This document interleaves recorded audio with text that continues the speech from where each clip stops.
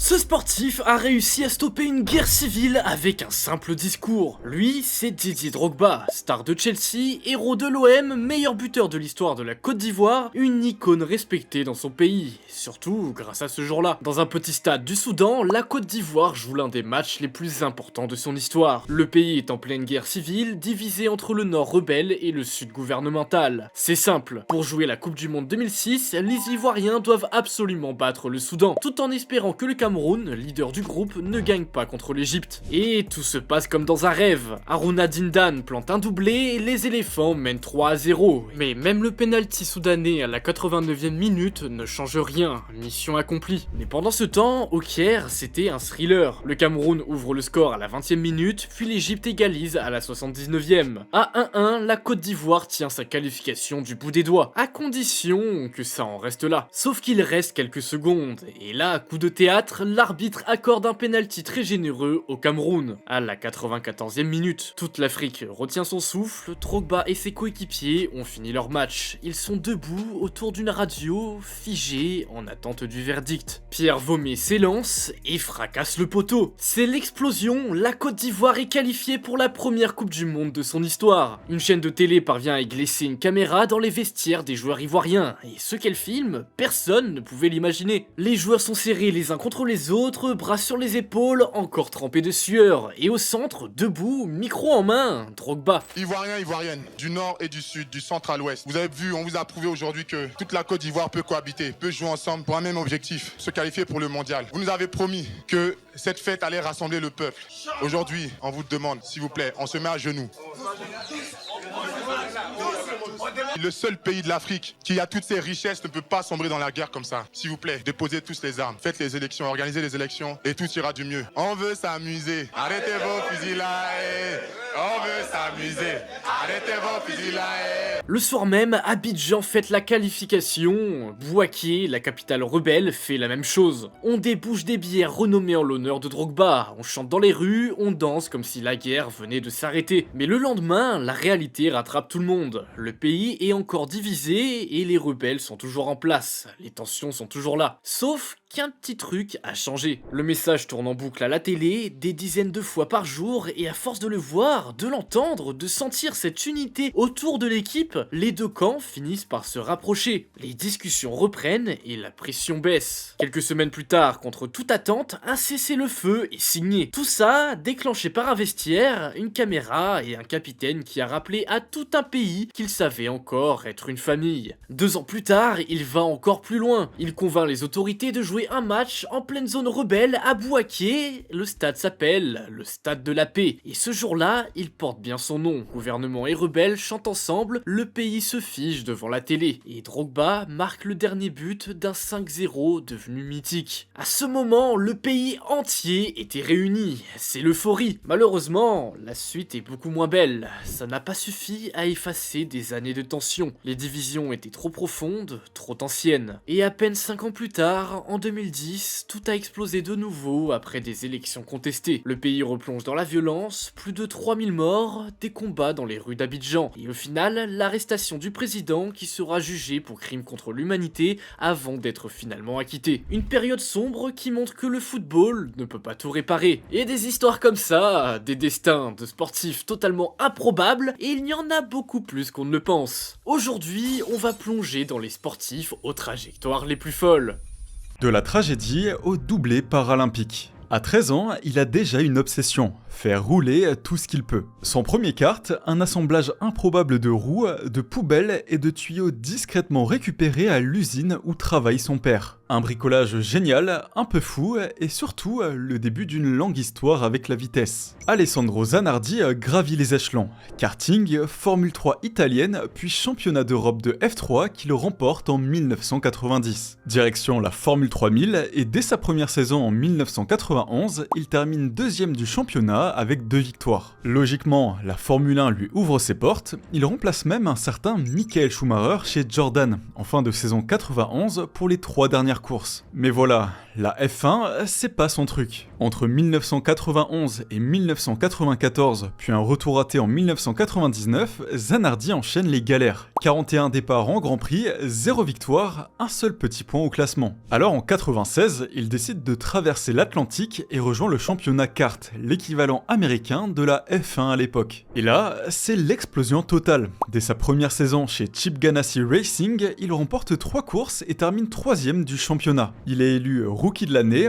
et l'année suivante, en 1997, il devient champion kart avec 5 victoires. Mais le destin, lui, a d'autres plans. Zanardi participe à une course kart, il ne reste que 13 tours, après un arrêt au stand, il tente de se réinsérer sur la piste. Sauf qu'il accélère trop fort, perd le contrôle et se retrouve immobile en pleine piste. À ce moment précis, le Québécois Alexandre Tagliani arrive lancé à 320 km/h. Il n'a aucune chance d'éviter Zanardi. Le choc est d'une violence inouïe, le nez de la monoplace de Tagliani entre directement dans le cockpit de Zanardi. Ses deux jambes sont littéralement broyées par l'impact. Il perd 75% de son sang en quelques minutes, évacué d'urgence par hélicoptère vers Berlin. Contre toute attente, il survit, mais au réveil, la réalité est terrible. Amputation des deux jambes au-dessus du genou. Et vous savez ce qu'il demande en reprenant conscience?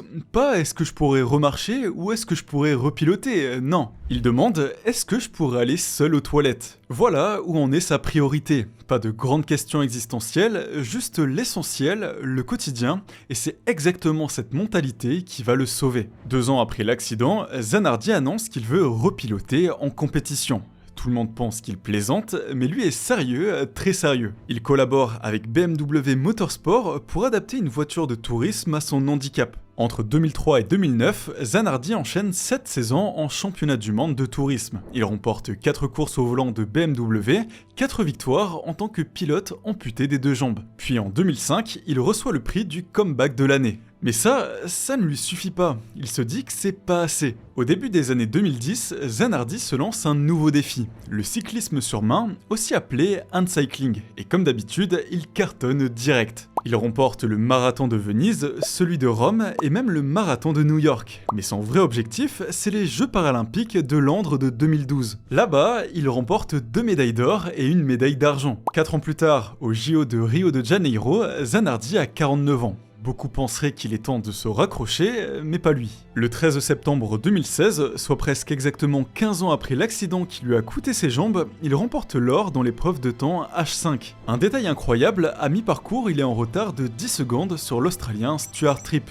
mais il remonte et gagne avec 2 secondes 74 d'avance. Il remporte ensuite une 2e médaille d'or au relais mixte, dominant les États-Unis de 47 secondes. Et il ajoute une médaille d'argent en course routière. Alors, malheureusement, l'histoire de Zanardi connaît un nouveau chapitre tragique. Le 19 juin 2020, lors d'une épreuve de cyclisme sur main en Toscane, il perd le contrôle de son handbike et entre en collision frontale avec un camion. Les blessures sont gravissimes, traumatisme crânien, dommages neurologiques sévères, il plonge dans le coma, plusieurs opérations d'urgence avec un pronostic vital engagé. Pendant plus de 18 mois, il reste hospitalisé avant de rentrer chez lui pour poursuivre sa rééducation.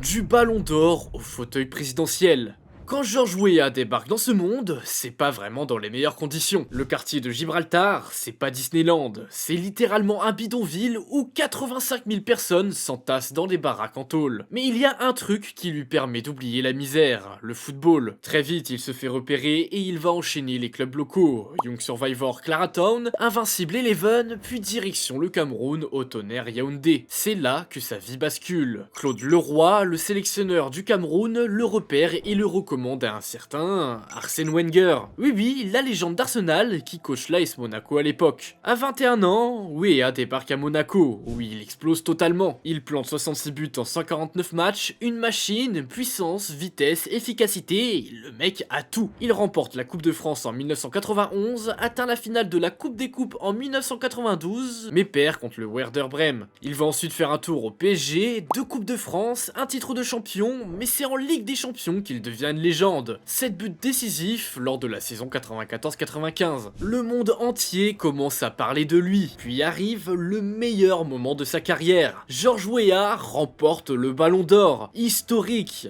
Pourquoi? Parce que c'est la première fois qu'un joueur africain remporte ce trophée. Mieux encore, c'est la première fois qu'un joueur non européen le gagne, puisque le règlement vient juste de changer cette année-là. George Weah est le seul ballon d'or subsaharien de l'histoire du football. Il rejoint ensuite des légendes à l'AC Milan, Roberto Baggio, Dejan Savicevic, le gratin du football mondial. Il remporte 2 Scudetti en 1996 et 1999, les tifosi en font une idole. Statistiquement, il reste gravé parmi les plus grands buteurs de l'histoire du club. À 33 ans, Weah débarque en prêt en première ligue, et dès son premier match contre Tottenham, il marque le but victorieux. Il remporte même la FA Cup 2000 avant de finir sa carrière entre Manchester City, l'OM et Al Jazeera, aux Émirats Arabes Unis. Et il marquera là-bas 28 buts en 38 matchs. Pas mal pour un mec sur la fin. Bref, c'est une légende. Mais au lieu de profiter tranquillement de sa retraite dorée, il se lance dans la politique. Il accepte le rôle d'ambassadeur de bonne volonté auprès des Nations Unies. 2 ans plus tard, il se présente aux élections présidentielles du Liberia. Face à lui, Ellen Johnson Sirleaf, futur prix Nobel de la paix.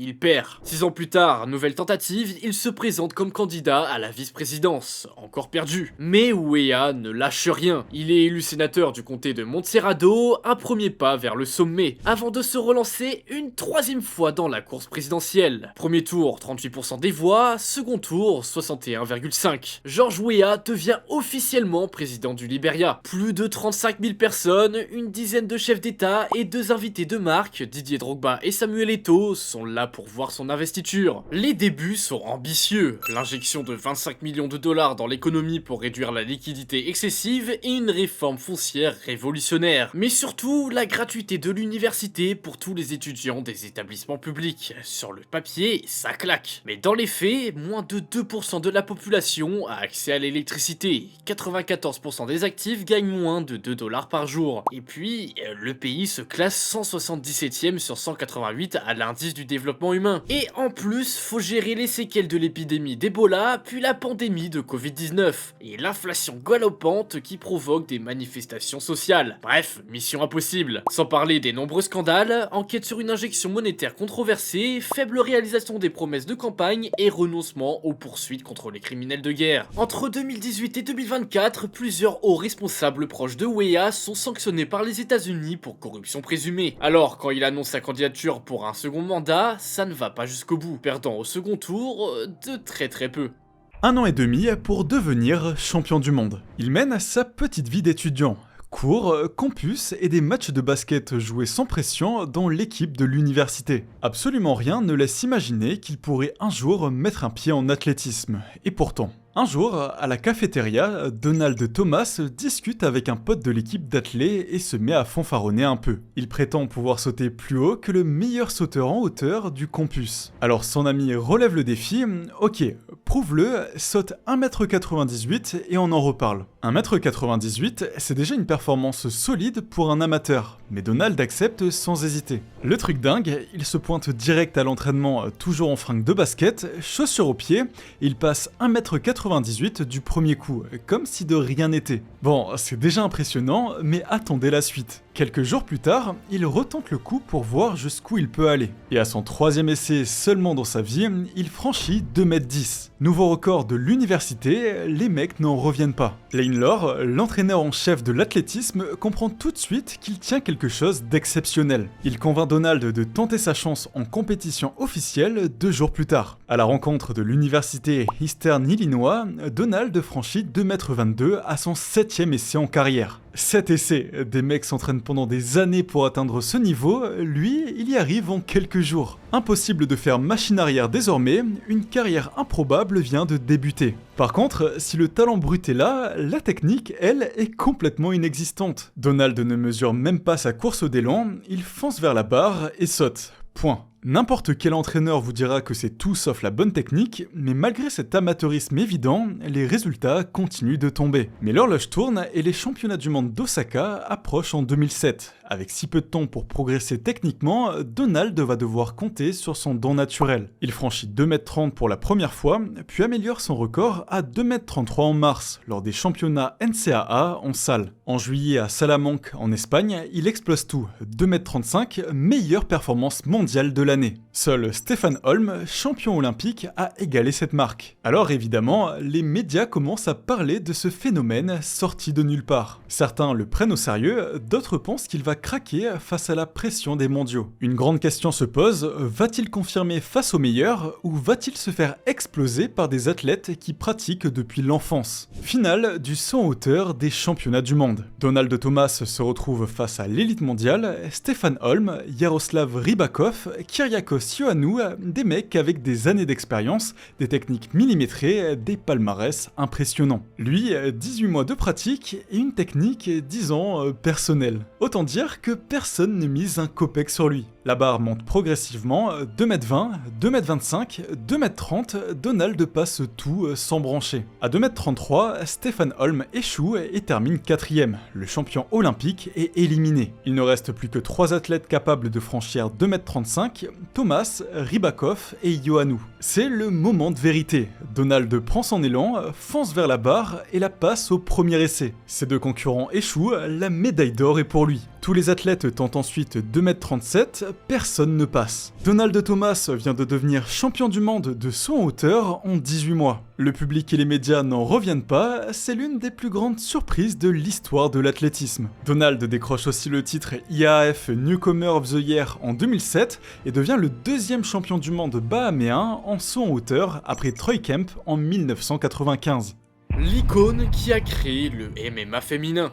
Il n'y aura jamais de femmes à l'UFC. C'est ce que le président de l'organisation lâche. Pourtant, une femme va tout faire pour changer les choses. Elle, c'est Ronda Rousey. Quand elle était petite, le cordon ombilical s'enroulait autour de son cou, la privant d'oxygène pendant quelques minutes critiques. Résultat, elle ne peut pas parler correctement jusqu'à l'âge de 6 ans. Mais sa mère, Anne-Maria de Mars, n'est pas du genre à baisser les bras. Et pour cause, cette femme est la première américaine à avoir remporté un titre mondial de judo en 1984. Alors, pour forger le mental de sa fille, elle a une méthode pour le moins radicale. Chaque matin, pour la réveiller, Anne-Maria lui fait des armbars, cette prise de soumission qui consiste à bloquer le bras de l'adversaire. Ouais, vous avez bien vu, elle réveillait sa fille en lui tordant le bras. À force d'entraînement intensif, Ronda devient une prodige du judo. En 2007, elle décroche la médaille d'argent aux championnats du monde, puis aux Jeux Olympiques de Pékin, elle réalise l'exploit, médaille de bronze dans la catégorie des moins de 70 kg. Elle est la première femme américaine à remporter une médaille olympique en judo. Mais Ronda, elle s'ennuie déjà.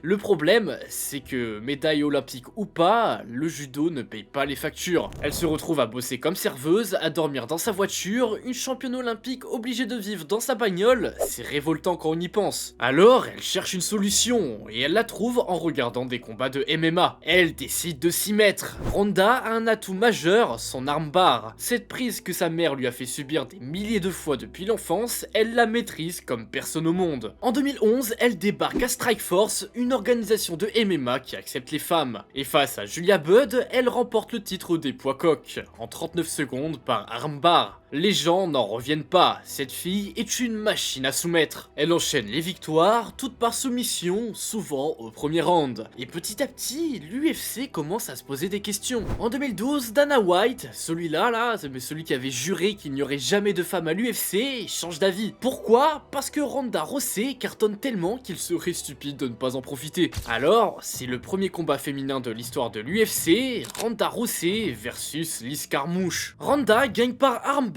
en moins de 5 minutes et devient la première championne poids coq féminine de l'UFC. C'est un tremblement de terre dans le monde du MMA. Dana White finit même par reconnaître publiquement son erreur. Il n'y aura pas de femme à l'UFC sans Ronda Rousey, et c'est juste le début du massacre. Entre 2013 et 2015, Ronda Rousey n'est pas juste une championne, elle est une force de la nature. Elle défend son titre 6 fois consécutives et ses combats, des exécutions publiques. 14 secondes contre Kat Zingano, le deuxième combat le plus rapide de l'histoire de l'UFC. 16 secondes contre Alexis Davis, 34 secondes contre Beth Correa. Son premier KO par coup de poing. Les gens ne viennent même plus voir si elle va gagner, ils viennent voir en combien de temps elle va gagner. Puis elle accumule 7 victoires par armbar à l'UFC, un record record absolu. Elle devient une superstar mondiale, apparaît dans des films, fait la couverture de magazines. Le MMA féminin explose grâce à elle. Des gamines partout dans le monde veulent devenir la prochaine Ronda Rousey. Mais vient la chute. Ronda affronte Holly Holm, une boxeuse de haut niveau. Tout le monde s'attend à une nouvelle victoire facile de Rousey, mais cette fois, c'est différent. Holly esquive les tentatives de Ronda, la contre à distance, la frappe avec précision. Et au deuxième round, alors que Ronda charge tête baissée, bam!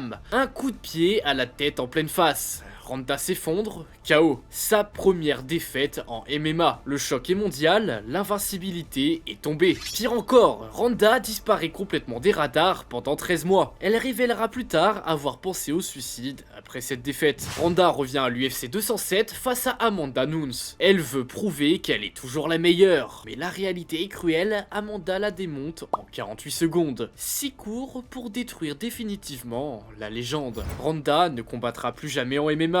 Elle révélera des années plus tard souffrir de lésions cérébrales graves qui lui interdisent tout retour. Aujourd'hui, elle a quitté l'octogone. Elle a fait une carrière à la WWE, est devenue actrice et a écrit son autobiographie. Mais son héritage dans le MMA reste immense. Elle devient la première femme intronisée au Hall of Fame de l'UFC. Et quand on regarde les divisions féminines aujourd'hui, avec des stars comme Amanda Nunes, Valentina Shevchenko, Zhang Weili, c'est grâce à elle. Oui, elle a été battue, oui, sa fin de carrière a été difficile, mais Ronda Rousey n'était pas juste une combattante. Elle était une révolution, une femme qui a défoncé toutes les portes qu'on lui fermait au visage. Et ça, personne ne pourra jamais le lui enlever. Ces destins nous rappellent quelque chose de très important.